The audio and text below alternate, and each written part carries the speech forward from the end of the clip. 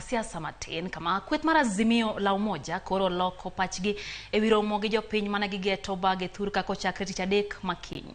E romo mar jotelo moyiere bwo Azimio giwacho ni okang' mar chungo romono gikawo kaluwore gi penj makoro dhi nyime sani. Romono mano oyuore gi ogai mar Azimio la umoja Raila Amolo Odinga gi jatend Wiper Kalonzo Musyoka bende nomulo weche motegno ahinya tewi kaka ginono tij piny owacho mano mar Kenya Kwanza motelne gi jatend piny Kenya William Ruto. E ote mano som ko jatend kweth mano ke od bura mamalo Pio Wandai jotelo go ramo ni Azimio bende pod otegno kendo ne kanyakla. We appeal to the Kenya Kwanza administration to focus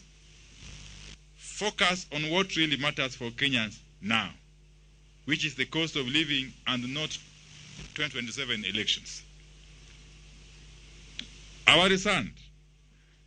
Our stand remains that the focus on the 4 commissioners is not about 2022 elections. It's about 2027 elections, whose rigging the Ruto regime is putting in place in 2022. To this end, that is number 4.